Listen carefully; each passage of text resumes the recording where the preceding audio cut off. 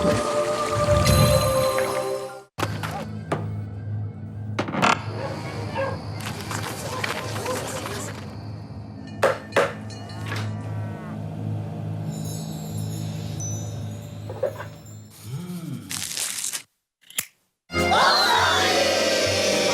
beurre Montfleury, le vrai plaisir de beurre.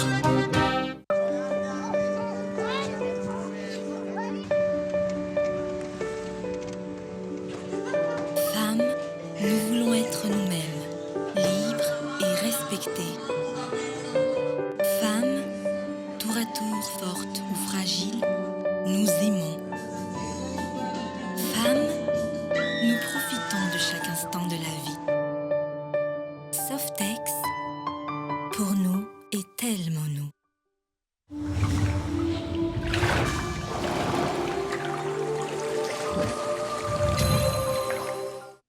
Ankafaliana trano tomboky lasy tomboky vavy ny tsidihana ny tokantranonao amin'izao hariva izao manasanao anaraka ny fampahalalam-baovao eto amin'ny Cool TV sy ny Cool FM hatramin'ny farany.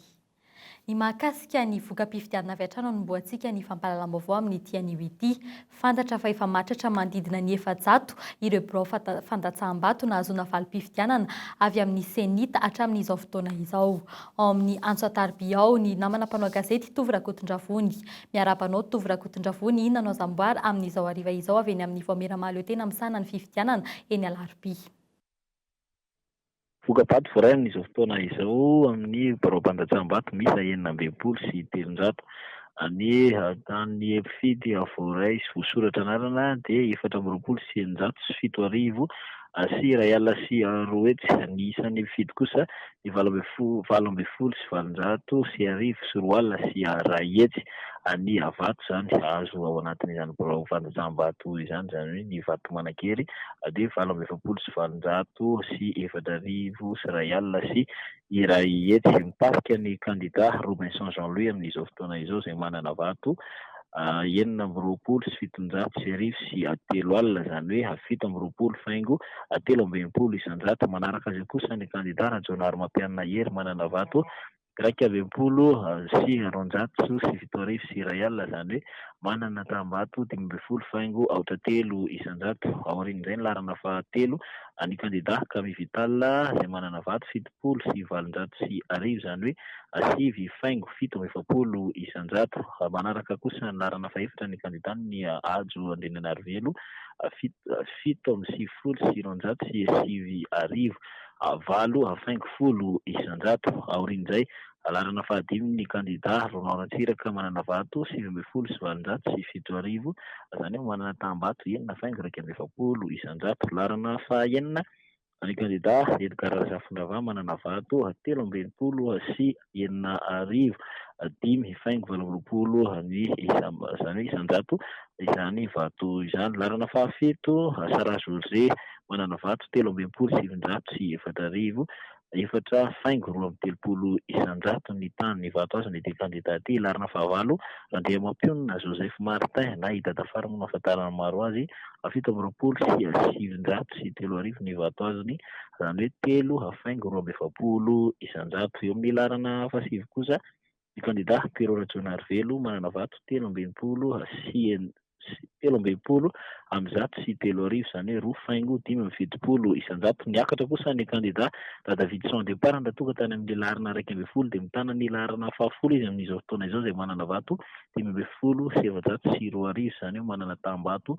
2 faingo 10 isan-jato. Izay ny vokatra voaray amin'izao fotoana izao ety amin'ny birao foibeny ny Voameramalo tena misahana ny fifidianana.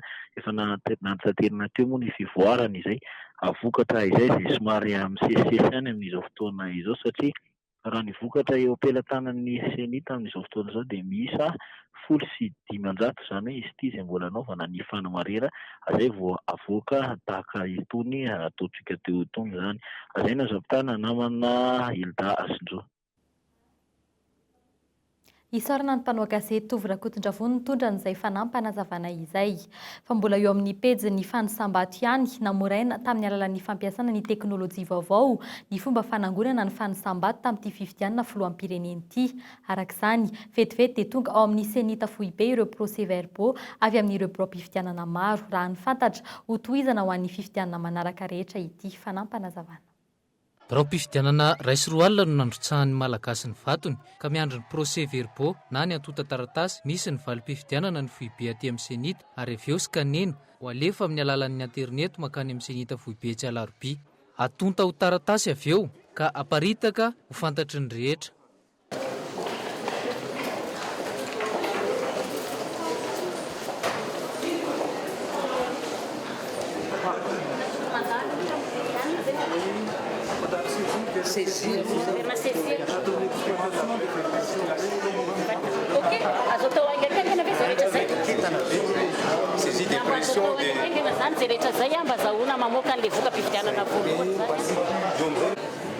Donc d'ici quelques temps, on pense que vous allez recevoir le bureau que vous venez de notifier.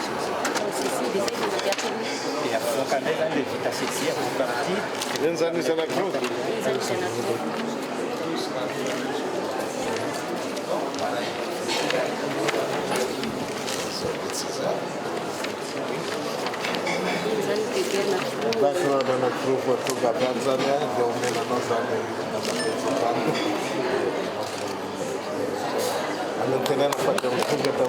Mbola tsy ofisiala nefa ny valim-pifidianana rehetra tonga eny amin'ny senita raha tsy voangona avokoa ny procès-verbaux rehetra. Ny somaly ny fanatrehana ny valim-pifidianana tsy ofisialy teny amin'ny senita foibe teny alarobia ka anisany nanatrika an'izany ny Prime Ministre Omer Birezika. Au nom de l'équipe que vous avez devant vous, le gouvernement, la Sénite, mais également toutes les institutions impliquées dans ce processus des élections. Au nom donc de toutes ces équipes, ces institutions et au nom de Madagascar, je pense m'exprimer ainsi, du peuple malgache, vous remercier d'ores et déjà de votre présence, de l'intérêt que vous portez donc à notre pays, à ce premier tour des élections déjà, mais certainement aussi aux autres élections à venir. Merci de nous avoir toujours accompagnés dans les moments difficiles. Aujourd'hui, ces élections, malgré quelques difficultés rencontrées ici et là, difficultés que l'on peut peut-être qualifier de mineures, l'élection s'est déroulée dans le calme, dans la sérénité, et je pense que la participation massive des électeurs démontre à quel point les Malgaches veulent avancer. Mbola sarotra amin'izao fotoana izao ny maminavina izay kandida hiakatra amin'ny fifidianana fihodinana faharoa. Mbola efa-jato amin'ny birao-pifidianana ray sy roa alina mantsy ny procès-verbaux voaray eny amin'ny senita foibe amin'izao fotoana itenenana izao. Tsy vitsy ny olom-pirenena tamin'ity anio ity ray andro taorian'ny fifidianana no tsy afa-po na miayay no ny zavan-tranga omaly nandritra ny tontolo andro. Ao ihany koa anefa ireo manaiky noho ny fifidianana omaly na ahafahan'ny vahoaka naneho hevitra. Arahintsika avy hatrany ny hevitry ny olom-pirenena nangonina teny rehetra teny. Izay tonga zany dia faliko izay tena marina satria hitanao ihany dia matoky amin'ny fahendren'ny mpitondra zany manatsapa n'izay lesika be da dia fahorian'ny vahoaka izay. Izay ao anatin'izany mihitsy. Ny abahana voka-pifidianana aloha dia ireny no voka fa tsy fantatra hoe tena résultat final fa raha tena tokony tsy ho reny mihitsy ny satria betsaka ny tsy mifidy. Satria ao ny tsy tafiditra anatin'ny listy fifidianana nefa mahazo karatra, ao ny mahazo karatra nefa tsy tenjy zany izay tena fandehany. Nefa ny senita ohatra manilitsy andraikitra izy. Nefa ny vola be ny lalina tamin'ireny, tsy fantatra maka ilay vola. Ka ireny zao efa mety eken'ny olona, ireny tsy maintsy ekena zany. Satria ireny efa safidy amin'ny vahoaka. Efa napopozina ihany ve reny andramose? Tsy napoziny reny fa dia reny ny voka-pifidianan'ny olona moa fa atao ahoana. Zavatra ao anatin'ny tsy apozina mihitsy zany ilay zavatra tokony ny zavatra aseho. Tsy hitako izay ambara amin'izany satria efa iny efa mivoaka teo dia iny tsy maintsy voana. Iny tsy maintsy lalàna izany. Eny ny amiko manokana aloha dia za tsy misy tsisy azoko lazaina fa tsy ny hoe zay mahasoa ataon'Andriamanitra zany izay ny zavatra lehibe indrindra. Dia ny akoho dia hoe zay mba olona mendritra izy zany no oka mba eo. Fa mbola tsy apahany fotsiny ilay dia mbola tena tsy fantatra satria misy ny avy any ambanivolo. Ilay zao zany dia ohatran'ny hoe mifataovako anazy fa misy zavatra tsy mety. Satria mahatonga anao hoe tsy mety ohatran'ilay any amin'ny madame Béatrice eny zany be da be ilay olona tsy mandeha mifidy. Na izaho zao raha tsy mifidy. Tamin'ny eny amin'ny 67 any tokony hifidy nefa eritreretinareo tonga eny amin'ny 90 olona mbola be milahatra. Nefa za amin'ny anatin'izany tsy afaka mifidy. Io aloha amiko zany mijery an'io voka-pifidianana ohatrany tsy dia mety aminahy. Satria ilay olona zany be da be kongo mbola tsy mifidy tsy hita marina tena zavatra misy. Ka dia tsika zany miandry izay valiny avoakany eo fa ny nampalahelo kely dia ny tsy fahazahoana kara-pifidianana sy ny fiara-dalàna zany tsy momba anara-dalàna ilay fikarakarana ilay izy. Ohatran'ny hoe tonga any ilay bureau de vote ianao dia tsy ao ny anaranao nefa ianao no misy recensement tonga tany an-tranonao tsy afaka mifidy mba manana ny zoany ihany ny malagasy zany hoe tsy hita moa izay azo atao zany. Dia miandry zany tsika izay zava-mivoaka ko inona moa ny azontsika atao. Desevoirana ihany le izy. Za zany mba nieritreritra hoe olom-baovao nefa tsy toa ohatrany tsy dia nety loatra le izy zany. Za zany tsy nieritreritra mihitsy hoe TGV sy TIM ihany mbola hivoaka ao fa mba nieritreritra olom-baovao. Zay. Tsy mahafapo mihitsy mandreraka mieritreritra azy. Ratsy tena ratsy ny fieritreretako azy. Fa ny eo ihany ny eo tsy miova. Tsy napozina mihitsy le tsy tiako le izy aloha. Raha ny hevitro manokana aloha dia nety tsara le voka-pifidianana. Amiko manokana zany reny mety. Aleo zany hiverina amin'ilay ara-dalàna amin'izay le izy. Za nge tsy mifidy. Manana karatsa fifidianana fa za tsy hifidy fa ny tongotra sy ny tanako ihany ny amin'ny hanina hohaniko dia zay ny tsy hifidianako. Zay lany sy mahame zany na ariary. Zay 4 mi ety amoron-dalana tsisy mpiantoka nefa ny sadeka avany misy mpiantoka. Dia efa maneho ny heviny zany ny vahoaka amin'izao. Eny ny zava-misy zany. Asa zay afarantsika amin'ny tantara ity zany fa dia miandry zay afarany io ko. Raha mandeha misonga soma tsara moa dia efa vita izy zay rehefa kirotana andreo dia efa kirotana indray. Tsy hita ihany izay andraisana azy. Mbola eo amin'izay pejy izay hatrany nilamina tamin'ny ankapobeny ny fizotry ny fifidianana raha nambarany avy ao amin'ny senita. Niombon-kevitra tamin'izany ny mpanara-maso avy any ivelany arahintsika ny fanazavana. Raiko atro ny maly atramaraina ny etaetan'ireo vahoaka malagasy indrindra ny eto Antananarivo izay taratara vao mety tonga ny sasany dia nanantena ny hifidy nefa tsy tafiditra tao anaty listy ny mpifidy. Misy ihany nefa amapy tsara andray no iresahako androany hoe misy ihany lay voalazany lay article 35 indray 31 mialatsiny fa hitsiko kely izy io fa 31 ao amin'le code électoral. Io zany dia manome ny pouvoir an'ny président tribunal ny première instance. Izany hoe raha misy zany fitoriana tonga eo amin'ny tribunaly milaza le olona fa tokony afaka hiditra ao anatin'ilay lisy mpifidianana fa tsy voasoratra ao anatin'ny lisy mpifidianana dia afaka mitondra ny raharaha eny anivon'ny fitsarana ambaratonga voalohany. Inona nefa ny atao amin'izay gamba tsika rehetra afaka mamaly hoe tsy maintsy hitory zany le olona. Ampianatra hitory indray zany ny senita. Fa dia ny tenako moa zany na eno an'ireo afatra sy le taraina ireo dia hiezaka hitondra an'izany eo amin'ny assemblée générale hoe ahoana ny fomba atao azahoana mamoa araky ny article 31 io izao liste izao. Fa raha je pense bien que ny méthode rehetra any Afrika ny liste électorale efa arrêté ihany ka hitondranao ny premier tour no mandeha hatramin'ny deuxième tour tsy mivotsony io liste io.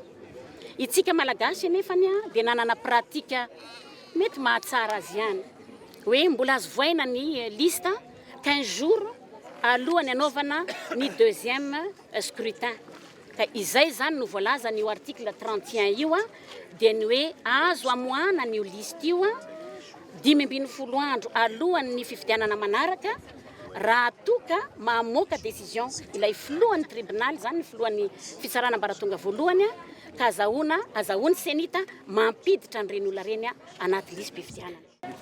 Nous sommes dans un pays qui n'avait pas un fichier centralisé. Donc la révision systématique était un grand défi.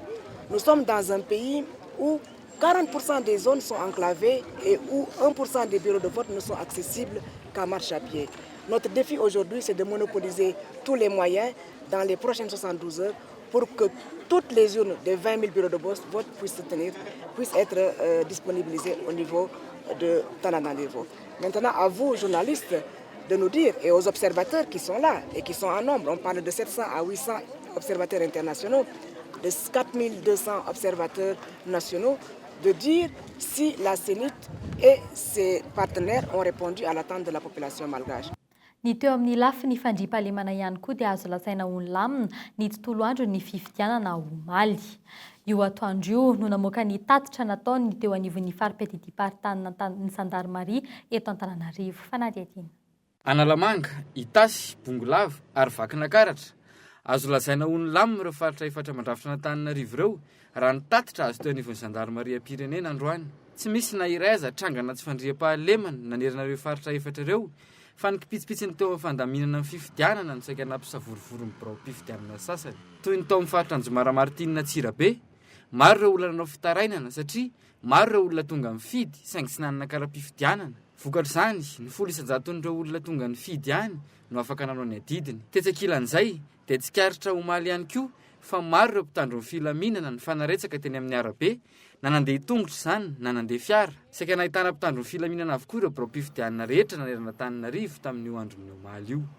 Fantatra kosa fa tsy mbola voaray ny vola 2,000 ariary isan'olona izay nampanantenany ny kandida iray nilatsaka ho filoham-pirenena ireo solitena roa isaky ny birao-pifidianana ho an'ny Atsimon-drano sy Avaradrano. Velotaraina arak'izany ireo olona niasa teny anivon'ny birao-pifidianana nandritra ny fifidianana omaly. Arak'izany dia ametraka fitoriana eny amin'ny senity izy ireo momba ity raharaha ity fampanantenana tsy tanteraka, fanaovana tsinotsinona ny madinika ary koa fitiavan-tena raha ny filazan'ireto olona ireto. Miangavy ny tompon'andraikitra noho izany mba hanao tsara ny asany.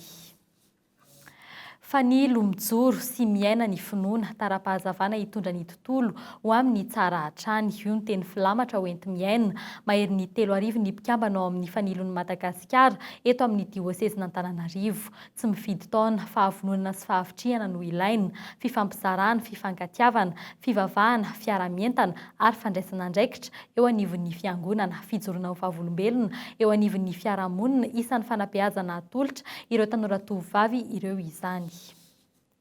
Fa eo amin'ny trangam-piarahamonina kosa indray no anoizantsika ny fampahalalam-baovao. Lehilahy iray no maty irery tao an-trano ny alina 20 Oktobra lasa teo, tokony ho tamin'ny volora sy sasany tany Antsahavola Malao any amin'ny distrika ny Ampania.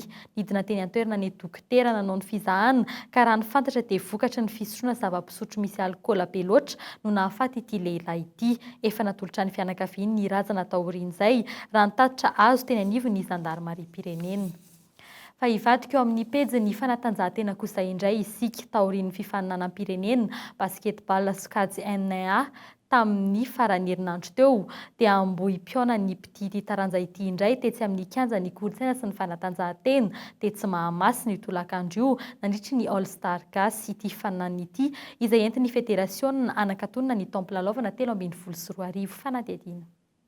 Niavaka tsy toy ny isa-taona ny All Star Gas tamin'ity taona ity satria dia nisy mifionana teo amin'ny ekipa pirenena sokajy Zandry nilatsaka ny 19 taona, niatrika ny Afrobasket U16 farany teo tamin'ireo sokajy latsaka ny 17 taona izay niatrika lalao ny CGSOI tany Komoro. Ity lalao ity izay natao ho fanomanana ny Afrobasket U18 izay atao any La Réunion amin'ny taona 2024. Lalao tena nandrasana tamin'ity tolakandro ity ihany koa ny fionana teo amin'ireo mpilalao nisongadina tamin'ny fifanana Challenge U22 izay nisy Andrina Asper, Davi, Anthony, Zayad, Fabrice amin'ireo mpilalao zokiny izay nandrafitra ny ekipam-pirenena niatrika ny afrobasket 2024 toandry Guy Claudio Jules Dange. Ity lalao ity izay mbola mitohy amin'izao fotoana izao. Nisy ihany koa fifananana tifidavitra sy ny fifananana dainky tamin'ity androany ity. Ho hitanao anatin'ny fandarana Cool Sport amin'ny alatsinainy aorian'ny vaovao amin'ny valora alina ny Antsipiriany mahakasika ireo lalao ireo sy ny vokatra rehetra. Tapitra ihany koa ny fampahalalam-baovao tomboky lasy tomboky vavy isaorana ianao nanaraka ny hatramin'ny farany. Mbola mamehy fotoana anao ny sampana fampahalalam-baovao amin'ny alatsinainy ho avy izao. Veloma tompoko.